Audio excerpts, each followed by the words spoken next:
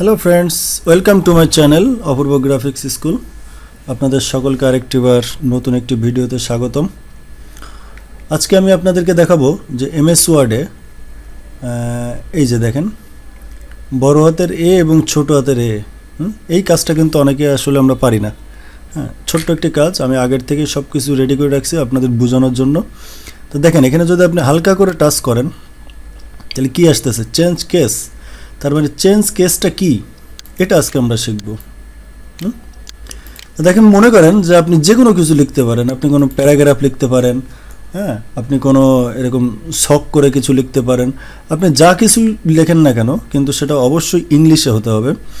আপনি যদি এই যে দেখেন আমি এই যে কিছু নাম লিখছি, হ্যাঁ, আইডি নাম্বার লিখছি, এইগুলো আমাদের কোনো কাজে লাগবে না। হ্যাঁ, জাস্ট এমনি আর কি ছকটা সুন্দর করার জন্য আমি লিখছি। কিন্তু আমি মূলত দেখাবো আপনাদেরকে এই যে কোনো ওয়ার্ড বা সেন্টেন্স যদি আপনি লেখেন, এখানে আপনি যে কোনো সেন্টেন্সও লিখতে পারেন।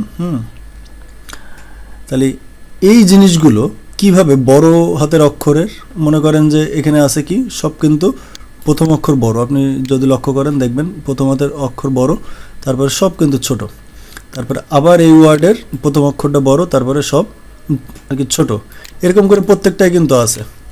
কিন্তু আপনি ধরুন যে আপনি চান যে এই প্রত্যেকটা নাম, এখানে যে 12টা নাম আছে প্রত্যেকটা নাম আমি আসলে এখন তো টাইপ করা সম্ভব না, কারণ আমি 12টা নাম আর কি করে ফেলছি।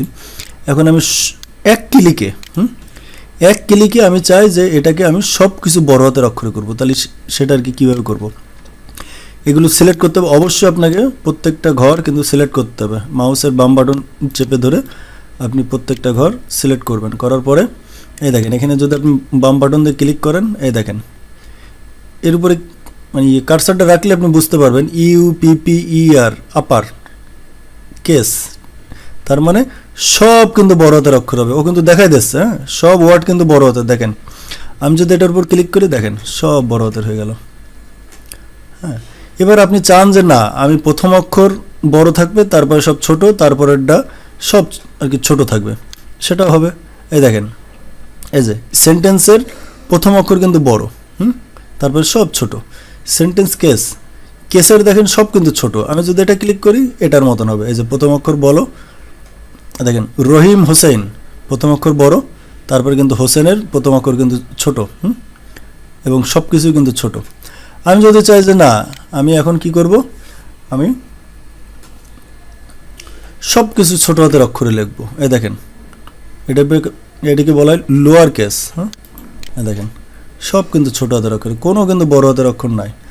আপনি যদি মনে করেন যে না আমি এটা রাখবো না, আমি আরেকটা কি করব, এই যে ক্যাপিটালাইজ ইচ ওয়ার্ড, তার মানে প্রথম অক্ষর বড়, তারপরে সব ছোট, আবার বড়, তারপরে সব ছোট। আমরা কিন্তু এইভাবে লিখতে কিন্তু অভ্যস্ত। হ্যাঁ, এটা যদি আপনি চান এটাও কিন্তু করতে পারেন। তো বন্ধুরা, আজকে আপনারা নতুন একটা কিছু শিখলেন এবং আমি চাইবো যে আপনারা এই জিনিসটা প্র্যাকটিস করেন। আপনি যদি এখানে যদি দেখেন, আপনি যদি কোনো সেন্টেন্স লেখেন, হ্যাঁ, কী লেখা যায়, আই এম বাংলাদেশি।